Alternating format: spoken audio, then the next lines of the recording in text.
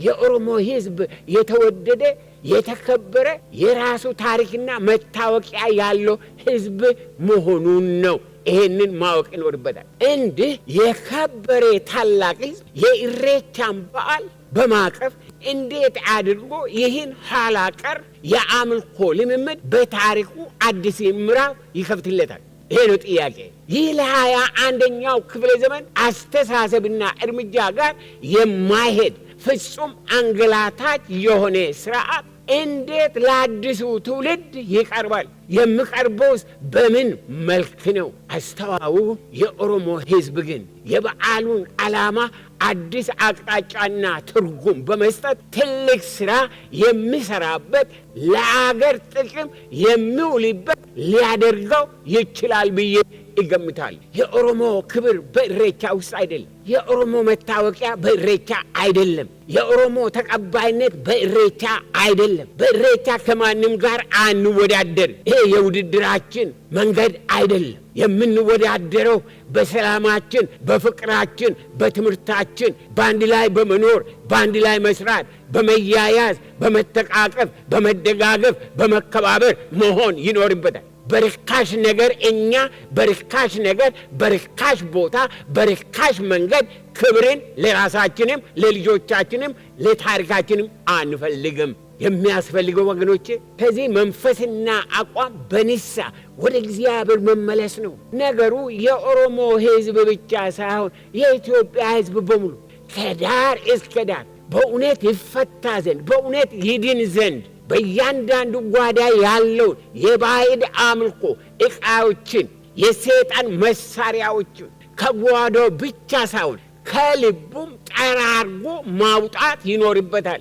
እውነቱን ልንገራችሁ የኢትዮጵያ ሕዝብ የአእምሮ ደሃ የልብ በሽተኛ ነው። አዎ በአሁኑ ጊዜ በማየው በሚሰማው በሚደረገው በምድሪቷ የአእምሮ ድህነታችን እጅግ የከፋ ነው። ሰዎች ከሚያውቁት ሰዎች ከሚረዱት በላይ የከፋ ነው የአእምሮ ድህነታችን። ማድረግ የማይገባንን ስናደርግ፣ መናገር የማይገባንን ስንናገር፣ መሆን የማይገባንን ስንሆን ምን ይባላል? የአእምሮ በሽተኞች ከማለት ምን ይባላል? የአእምሮ ድሆች የልብ በሽተኞች ከማለት ምን ይባላል?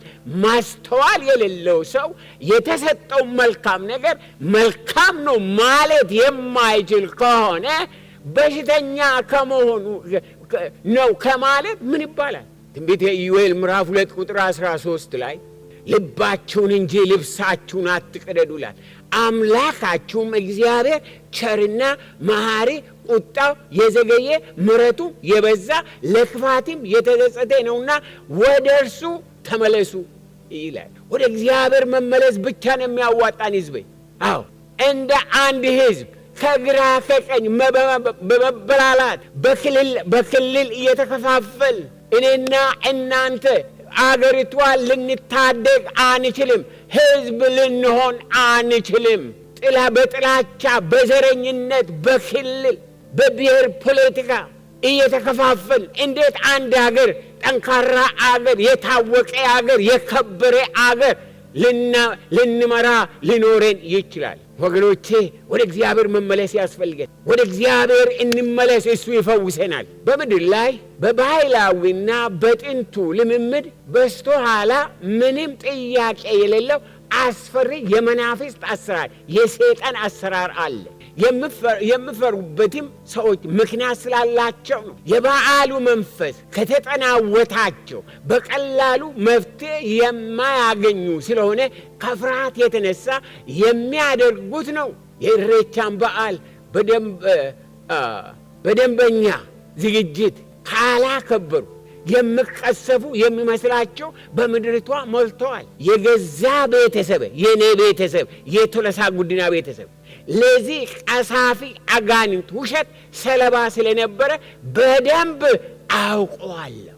ማንም አታውቀውም ሊለኛ አይችልም። በእርግጥም ሁሉን ነገር በተጠየቀው መሰረት ካላደረጉ ኑሯቸውን ጤናቸውን የሚያደበላልቅ አጋንንታዊ መንፈስ አለ። በአደባባይ ጨዋ ስርዓት ያለው የሚመስል አከባበር ይመስላል። ወደ ቤት ሲመለሱ በጓዳቸው የሚጠብቃቸው ግን ሲኦል ነው። የሲኦል ሲኦል ነው። የጥላቻ ጥላቻ ነው። የፍርሃት ፍርሃት ነው። የቅዠት ቅዠት ነው። ይህ እውነት መሆኑን ከአምናው ምስክርነቴ በኋላ ትላልቅ ሰዎች በቤታቸው የነበረውን ጉድ እኔ ካጋለጥኩትም የከፋ እንደሆነ መስክረውልኛል። አንዳንዶቹ ለማድረግ እንደሚሞክሩት እሬቻንና ኮተቱን ክርስትና ልናነሳው አንችልም። ከዛ ጋር ምንም ግንኙነት የለውም። እሬቻ ከመሰረቱና ከአመጣጡ የሰይጣን እጅ ስላለበት በምንም አይነት በክርስቶስ ደም ከተገዛ ሕዝቡ ዘንድ ግንኙነት የለውም። ሐዋርያው ጳውሎስ በአንደኛ ቆሮንቶስ ምዕራፍ 10 ከቁጥር 14 ጀምሮ እንደዚህ ይላል። ማስጠንቀቂያ ነው። ሁላችሁ ስሙ። በተለይ ክርስቲያኖች የሆናችሁ በተለይ ወደ ቤተ ክርስቲያን የምትሄዱ ሁለት ሚና ለመጫወት በሁለት መድረክ ላይ ለመቆም የምትፈልጉ እናንተ በደንብ እንድትሰሙኝ እፈልጋለሁ። ስለዚህ ወዳጆቼ ሆይ ጣዖትን ከማምለክ ሽሹ። ሽሹ ነው የምለው። ጸልዩ አይልም፣ ምንም አድርጉ አይልም። ሽሹ ነው የምለው። ከጣዖት ሽሹ። ልባሞች እንደመሆናችሁ እላለሁ በምለው ነገር እናንተ ፍረዱ። የምንባርከው የበረከት ጽዋ ከክርስቶስ ደም ጋር ኅብረት ያለው አይደለምን? የምንቆርሰው እንጀራ ከክርስቶስ ጋር ኅብረት ያለው አይደለምን? አንድ እንጀራ ስለሆነ እኛ ብዙዎች ስንሆን አንድ ሥጋ ነን። ሁላችን ያን አንዱን እንጀራ እንካፈላለንና በሥጋ የሆነውን እስራኤል ተመልከቱ። መስዋዕቱን የሚበሉ የመሠዊያው ማኅበርተኞች አይደሉምን? እንግዲህ ምን እላለሁ? ለጣዖት የተሰዋ ምናምን ነውን? ነው እላለሁን? ወይስ ጣዖት ምናምን እንዲሆን እላለሁን? አይደለም። ነገር ግን አሕዛብ የሚሰዉት ለአጋንንት እንዲሆን እንጂ ለእግዚአብሔር እንዳይሰዉ እላለሁ። የሚሰዉት ለአጋንንት፣ የሚያደርጉት ለአጋንንት ነው እንጂ ለሌላ ነገር አይደለም። ከአጋንንትም ጋር ማኅበርተኞች እንድትሆኑ አልወድም። የጌታን ጽዋና የአጋንንትን ጽዋ ልትጠጡ አትችሉም። ከጌታ ማዕድና ከአጋንንት ማዕድ ልትካፈሉ አትችሉም። ወይስ ጌታን እናስቀናውን? እኛስ ከእርሱ ይልቅ እንበረታለን? እንግዲህ የምትበሉ ወይም የምትጠጡ ብትሆኑ ወይም ማናቸውንም ነገር ብታደርጉ ሁሉን ለእግዚአብሔር ክብር አድርጉት። እግዚአብሔር በሚከበርበት በእግዚአብሔር መንገድ፣ በእግዚአብሔር ቦታ፣ በእግዚአብሔር ጊዜ አድርጉት። እኔ ደግሞ ብዙዎች ይድኑ ዘንድ ለጥቅማቸው እንጂ የራሴን ጥቅም ሳልፈልግ በሁሉ ነገር ሰውን ሁሉ ደስ እንደማሰኝ ለአይሁድም ለግሪክም ሰዎች ለእግዚአብሔር ቤተ ክርስቲያን ማሰናከያ አትሁኑ። እንግዲህ እንደሚባለው የምስጋና በዓል ማክበር ከተፈለገ ጤናማና ሁሉም የመካፈልበት እውነተኛ የምስጋና በዓል ይሆን ዘንድ መደረግ ያለባቸው ነገሮች አሉ። የእግዚአብሔር ቃል ለዚህ ጥሩ መምሪያ ይሰጠናል፣ መንገድ ይሰጠናል። አንደኛ መመስገን ያለበት የሰማይና የምድር ፈጣሪ እግዚአብሔር ብቻ ነው። ይህ እግዚአብሔር በስሙና በሥራው የምታወቅ የአብርሃም የይስሐቅ የያዕቆብ አምላክ በዚህ በመጨረሻ ዘመን በአንድያ ልጁ በጌታ በኢየሱስ ክርስቶስ የተገለጠና የተናገረን አምላክ ነው። አምላክ ነው። ይህን አምላክ በምንም አይነት አንቀይርም፣ በምንም አይነት መንገድ አንፈልገውም። ይህ አምላክ ራሱን የቻለ እኔንና እናንተን ይህንን ሰማይና ምድርን የፈጠረ ዩኒቨርስን የፈጠረ አምላክ ነው። ይህንን አምላክ እኔና እናንተ በምንም ልንተካው አንችልም። በባህላችን ልንተካ አንችልም። በአፍ ተረት ልንተካ አንችልም። ከአባቶች መጣ ከዛ መጣ በሚባል ነገር ልንተካው አንችልም። ሰው እግዚአብሔር ነውና በኦሪት ዘጸአት ምዕራፍ 22 ቁጥር 20 ላይ ከእግዚአብሔር በቀር ለአንዳች አምላክ የሚሰዋ ፈጽሞ ይጥፋ ይላል። የሚያስፈራ አይደለም? ከእግዚአብሔር ሌላ ለአንዳች የሚሰዋ ምን የሚሰዋ? ወድቆ የሚሰግድ፣ ለሌላ ነገር የሚሰግድ፣ ለሌላ ነገር እጁን የሚዘረጋ አምላኬ እርዳኝ፣ ስማኝ፣ ይህንን አድርግልኝ ብሎ ይህንን የሚያደርግ ፈጽሞ ይጥፋ ነው የሚለው። ይህ አስፈሪ ፍርድ ነው። ስለዚህ ሕዝብ ሄደ፣ ወንዝ ሄደ፣ እጅን ስትዘረጋ ምን እያደረክ እንዳለ ታውቃለህ? ከፈጠረ ከወደደ ሰው ካደረገ ከአምላኪ ጋር እየተጣላህ ነው። ፊትህን ከአምላኪ እያዞርክ ነው። ለርካሽ ነገር ራስህን አሳልፈ እየሰጠህ ነው። ይህንን አታድርጉ ወገኖች፣ አታድርጉ። ይሄ የጥፋት መንገድ እንጂ የልማት መንገድ አይደለም። ልብ እናድርግ። ሁለተኛ ደረጃ የዘላለም እግዚአብሔር ከሰብአዊ ፍጥረት አምልኮን ሆነ ምስጋናን የሚቀበለው በልጁ በጌታ በኢየሱስ ክርስቶስ ስም ብቻ ነው። ይሄንን ልብ አድርጋችሁ እንድትሰሙኝ ይፈልጋል። እግዚአብሔር የሚመለከው፣ እግዚአብሔር የሚታወቀው፣ ወደ እግዚአብሔር የምንቀርበው በክርስቶስ ኢየሱስ ነው። እውነተኛ መንገድ፣ እውነት፣ ሕይወት እኔ ነኝ አለ። 4 ነጥብ። ሌላ መንገድ የለም። ሌላ አምልኮ የለም። ሌላ ስርዓት የለም። ሌላ ውጣ ውረድ የለም። መንገዱ አንድ ነው። መንገዱ ኢየሱስ ነው። ወደ አብ የምንደርሰው፣ አብን የምናመልከው፣ አብን የምናውቀው፣ አብን የምናከብረው፣ እግዚአብሔርን የምናገለግለው በክርስቶስ ኢየሱስ። ሕይወት በሱ ውስጥ ነው። እውነት በሱ ውስጥ ነው። መገለጥ በሱ ውስጥ ነው። ምሕረት በሱ ውስጥ ነው። ያለሱ ምንም ማድረግ ስለማንችል በክርስቶስ ኢየሱስ እናደርጋለን። ከሱ ውጭ ምንም ማድረግ አንችልም። በቆሎሳይስ ምዕራፍ 3 ቁጥር 17 ላይ እግዚአብሔር አብን በእርሱ በማን በክርስቶስ ኢየሱስ እያመሰገናችሁ በቃል ቢሆን ወይም በሥራ የምታደርጉትን ሁሉ በጌታ በኢየሱስ ስም አድርጉት ይላል። አስደናቂ! የምታደርጉትን ሁሉ ስትወጡ በጌታ ስም፣ ስትገቡ በጌታ ስም፣ ስትንበረከኩ በጌታ ስም፣ ስታመልኩ በጌታ ስም። እግዚአብሔር የሰማዩን የምድሩን በክርስቶስ ኢየሱስ ጌትነት ውስጥ አስቀመጠ። ከዛ ውጭ መንገድ ከፈለጋችሁ ትጠፋላችሁ። መንገድ የለምና እርሱ መንገድ ነው። ከሱ ውጭ አንድ ነገር እንዲህ ነው ከተባለ እውነት ከፈለጋችሁ ትጠፋላችሁ። እውነት እርሱ ብቻ ነው። እንደዚህ ይባረካለሁ ሕይወት ይሆንልኛል ካላችሁ ትጠፋላችሁ። ሕይወት እርሱ ነውና ልብ አድርጉ ሕዝቤ፣ አስተውል ሕዝቤ። በሦስተኛ ደረጃ ማንኛውም ከበዓሉ አከባበር ሰይጣን እጁ ያስገባበትን ልምምዶች፣ ስርዓቶች ከዚህ እንቅስቃሴ መወገድ አለባቸው። የሰይጣን ሽታ ያለበት፣ የሰይጣን አሰራር ያለበት፣ የሰይጣን ነገር ያለበት በሙሉ ከዚህ እንቅስቃሴ መወገድ ይኖርበታል። በኦሪት ዘዳግም ምዕራፍ 6 ቁጥር 14 እና 15 ላይ በመካከል ያለው አምላኬ እግዚአብሔር ቀናተኛ አምላክ ነውና የአምላኬ የእግዚአብሔር ቁጣ እንዳይነድብህ ከምድርም ፊት እንዳያጠፋ በዙሪያችሁ ያሉት አሕዛብ የሚያመልኳቸው ሌሎችን አማልክት አትከተሉ ይላል። ምንድነው ሌሎቹ አማልክት? እግዚአብሔር ካለው ውጭ አንድ ነገር ሰርቶ በዓል አድርጎ ለዛ በዓል መንበርከክ ነው። ያ ምንድነው? ያ ጣዖት ነው። እግዚአብሔር የማያውቀው፣ እግዚአብሔር የሚጸየፈው፣ እግዚአብሔር የሚፈርድበት፣ እግዚአብሔር የሚጠላው ነገር ነው።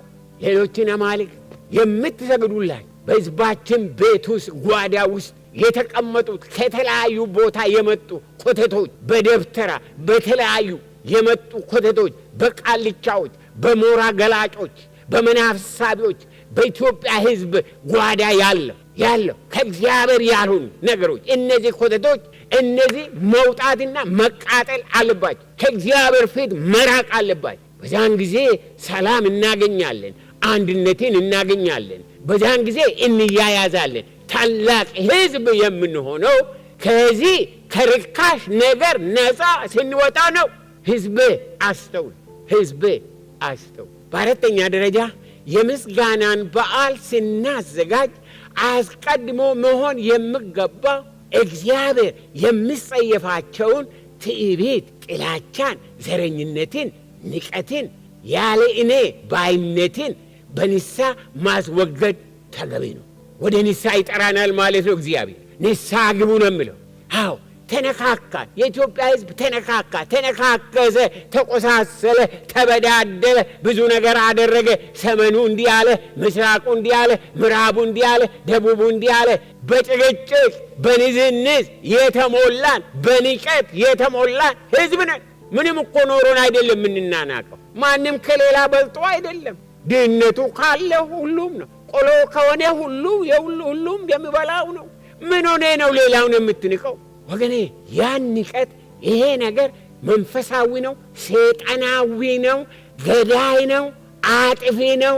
ስለዚህ የኢትዮጵያ ሕዝብ ተያይዞ ንስሐ መግባት አለበት። እግዚአብሔርን ለማመስገን ስንፈልግ ከሁሉ አስቀድመን ንስሐ ነው የሚያስፈልግ። ስለበደል ወገኖቻችንን፣ ወንድሞቻችንን፣ እህቶቻችንን ስለጠላናቸው ስለነሱ ንስሐ መግባት አለበት። በመጽሐፈ ምሳሌ ምዕራፍ 8 ቁጥር 13 ላይ እግዚአብሔርን መፍራት ክፋትን ይጠላል፣ ትዕቢትንና እብሪትን፣ ክፉንም መንገድ፣ ጠማማውንም አፍ ይጠላለሁ ይላል እግዚአብሔር። ጠማማውን አፍ ከኢትዮጵያ ጠማማ አፍ ብወገድ፣ ጠማማ አፍ ብወገድ እንዴት ፈውስ ይሆንልናል? እንዴት ፈውስ ይሆንልን? የፈውስ መንገድ የንስሐ መንገድ ነው። የእርቅ መንገድ ነው። የመያያዝ መንገድ ነው። የፍቅር መንገድ። በአምስተኛ ደረጃ እንደዚህ አገርን የሚያንቀሳቅስ በዓል የወሬ ጉዳይ ብቻ ሆኖ ያለምንም መታሰቢያ እንዳያልፍ ቀኑ የችግኝ ተከላ ቀን ቢሆንስ? ቀኑ እያንዳንዱ ሰው ስጦታ የሚሰጥበት ቀን ቢሆንስ? በበዓሉ ስም ባንክ ተከፍቶ ገቢው በዛ ብጠራቀም፣ በዛ ስጦታ ደግሞ ትምህርት ቤት፣ ክሊኒክ፣ መንገድ ብሰራ፣ ይህ ሁሉ እንቅስቃሴ ለአገር ልማት ለሕዝብ ጥቅም ከመሆኑም በላይ ተተኪው ትውልድ መልካም ነገር የሚማርበት ይሆናል። ስለዚህ ይህንን ሁሉ መንገድ ላይ ወጥተን ብለን መመለስ ምን ክብር ነው? ምን ፋይዳ አለው? ምን ተደረገ? ነገ የምታስተውለው ምንድን ነው? የምታስታውሰው ምንድን ነው? ምንድን ነው የምናስብ? ምንድን ነው የሆነው? እስካሁን ለስንት ዘመናት ተደርጓል ይባላል። ምን ተደረገ? አቻምና አምና ሰው ከመሞቱ ሌላ፣ ደም ከመፍሰሱ ሌላ ምንድን ነው ትዝታ? ኖ እንደዚህ አይነቱን ነገር ምን እናደርጋለን?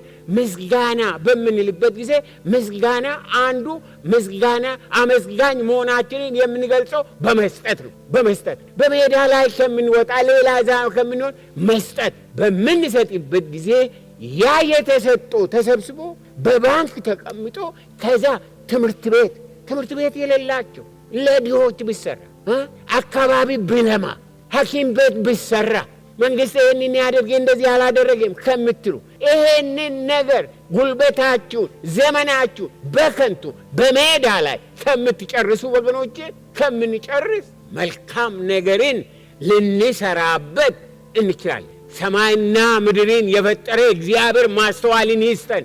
በከንቱ ሜዳ ላይ ወጥተን ዝም ብለን የማይሆኑን ነገር አይተን መመለስ ዋጋ የሌለው ብላሽ ከንቱ ነው። ከእንደዚህ አይነት ነገር መልካም ነገርን ብናደርግ ብንሰራበት። በኢትዮጵያ ውስጥ ብዙ ስራ አለ።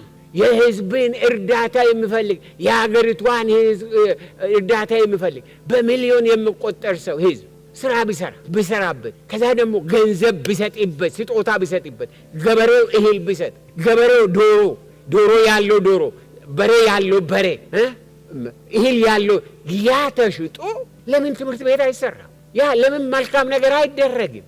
መልካም የሆነ ህዝብ የሚያስታውስ ለትውልዱ በረከት የሚሆን ነገር ብንሰራ፣ ያን የማንሰራበት ወገኖቼ ለማንም የማይጠቅመውን ስራ የማልሰራበት ቀን የተበላሸ የጠፋ ቀን ነው። በሜዳ ላይ ወጣችሁ ሄዳችሁ አከበር ብላችሁ ማንን ነው ያከበራችሁት? ምንድን ነው ክብሩ? የምታስተውሱት ነገ ምንድን ነው? ስለዚህ በመልካም ነገር ይሄንን እንለውጠው፣ በመልካም ነገር እንሸፍነው፣ በመልካም ነገር ይውጣበት፣ ይሰራበት። በዚህ አይነት ከከንቱ ነገር ልናመልጥ እንችላለን። ኢየሱስ ክርስቶስ ወደ ዓለም የመጣው ኃጢአተኞችን ሊያድን ነው። ጳውሎስ በአንደኛ ጢሞቴዎስ ምዕራፍ 1 ቁጥር 15 ላይ ኃጢአተኞችን ሊያድን ክርስቶስ ኢየሱስ ወደ ዓለም መጣ የሚለው ቃል የታመነና ሁሉም እንዲቀበሉት የተገባ ነው ይላል። እንዴት ያለ ድንቅ ነው! የታመነ ሁሉም እንዲቀበሉት። የኢትዮጵያ ሕዝብ ለኢትዮጵያ ሕዝብ ሰላም ያለው ተስፋ ያለው ይሄ ነው። የእግዚአብሔር ልጅ የናዝሬቱ ኢየሱስ ከዘላለም ዘላለም የመጣ ሕይወቱን የሰጠ እንዳይፈረድብኝ የተፈረደበት እንዳልሞት የሞተልኝ እንዳልጠፋ የጠፋልኝ ዋጋ የከፈለልኝ ኢየሱስን ማወቅ። ስለዚህ መንገዱ፣ መውጫው፣ መግቢያው፣ መፍትሄው አንድ ነው። ሌላ ባህል ሊኖር ይችላል፣ ሌላ ባህል ሊኖር ይችላል። ደቡቡ የራሱ፣ ምዕራቡ የራሱ፣ ምስራቁ የራሱ፣ ጠቅላላ ግን ማዕከላዊው ኢየሱስ መሆን አለበት። ኢየሱስ የሌለበት ሁሉ ብላሽ ነው፣ ከንቱ ነው፣ ፍሬ ፈርስኪ ነው። ይህንን ነው የምነግራችሁ። ይህም ባልነግራችሁ ወገኖቼ እኔ በእግዚአብሔር ፊት ይጠየቅበታል። ነገር ግን ይህንን ይነግራችኋል።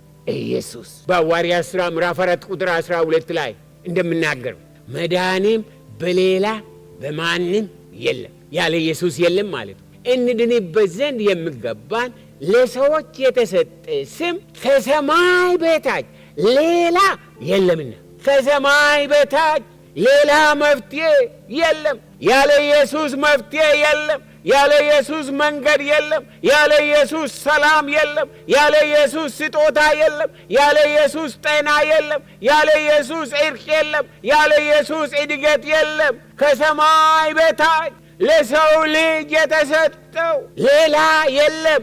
ኢየሱስ ብቻ፣ ኢየሱስ ብቻ። ክቡራትና ክቡራን፣ ስለኛ ኃጢአት በመስቀል ላይ በመሞት ውድ ዋጋ በከፈለልን በኢየሱስ ክርስቶስ አምኖ መዳን የዘላለምን ሕይወት ያስገኛል። ከአብ ጋር ለዘላለም ያስታርቀናል። የእግዚአብሔር ልጆች ያደርገናል። ከእስራት ነፃ ያወጣናል።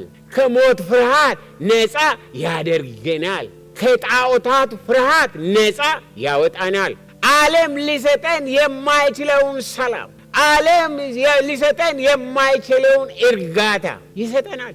በፍቅር እንድንኖር የእርቅ አምባሳደሮች እንድንሆን ይረዳናል። የእርቅ አምባሳደሮች በምድር ላይ እኔና እናንተ የተፈጠርነው ያለነው የእርቅ አምባሳደሮች እንድንሆን ነው። ሰላምን ልንዘራ የሰላም ቋንቋን እንድናመጣ ነው። ወገኖቼ በኢየሱስ ክርስቶስ ማመን፣ በክርስቶስ ኢየሱስ አምኖ መዳን ከብዙ ርካሽ ነገሮች ነፃ ያወጣል። ከዘረኝነት ነፃ ያወጣል። ከጨለማ ሥራ ጋር እንዳንተባበር ያደርገናል።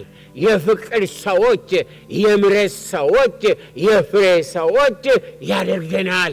ኢየሱስ ክርስቶስ የሰማይና የምድር ንጉሥ የሆነው እግዚአብሔር በጌታ በኢየሱስ ክርስቶስ ማስተዋልን ይስጠን። አሜን። ይስጠን፣ ማስተዋልን ይስጠን፣ ሕይወቱን ይስጠን፣ ምሕረቱን ያሳየን። ይህንን መልእክት ስንሰማ ዝም ብለን እንዳናልፎ እግዚአብሔር ይርዳን፣ ብርሃኑ ይብራልን፣ ምሕረትን እንድንቀበል እግዚአብሔር በምሕረቱ ይገናኘን፣ ቃሉ ያግኘን፣ መንፈሱ ያግኘን፣ እውነቱ ያግኘን፣ ከዓለም ትርክ ምርክ ነገር ሁሉ ነፃ ያውጣል። ወገኖቼ እግዚአብሔር ማስተዋልን ይስጥ። ኢትዮጵያን በመለኮታዊ ኃይሉ እግዚአብሔር ይጠብቃል። እናንተንም ይጠብቃችሁ። ሕይወታችሁን ይጠብቅ፣ ዘመናችሁን ይጠብቅ፣ ትዳራችሁን ይጠብቅ። በጤና ተጠበቁ። አእምሯችሁ የተፈወሰ፣ ልባችሁ የተፈወሰ፣ ለጌታ ለኢየሱስ ክርስቶስ የተከፈታችሁ ሁኑ። በማንኛውም በዓል በማንኛውም እናከብራለን ብላችሁ ያ ጠላት እንዳይነድፋችሁ፣ እንዳይነክሳችሁ፣ እንዳያጠፋችሁ ተጠንቀቁ። የክርስቶስ ኢየሱስ ደም ይጠብቃችሁ። የክርስቶስ ኢየሱስን ደም በምድርቷ ላይ ይረጫል። የሰይጣን አንደበት እንዲዘጋ፣ የክርስቶስ ኢየሱስ ድምፅ እንዲሰማ እኔ ጸልያለሁ። የእስራኤል ቅዱስ እግዚአብሔር ይጠብቃችሁ። ሕይወታችሁን ዘመናችሁን ይጠብቅ። በመውጣት በመግባት ተጠበቁ። ከዚህ ከሚነርፍ ከጠላት ከሰይጣን ተጠበቁ። እግዚአብሔር ይጠብቃችሁ። ሕይወታችሁን፣ እግራችሁን፣ ልባችሁን፣ አእምሮአችሁን ይጠብቅ። እግዚአብሔር ይጠብቃችሁ። እግዚአብሔር ኢትዮጵያን ይጠብቃል።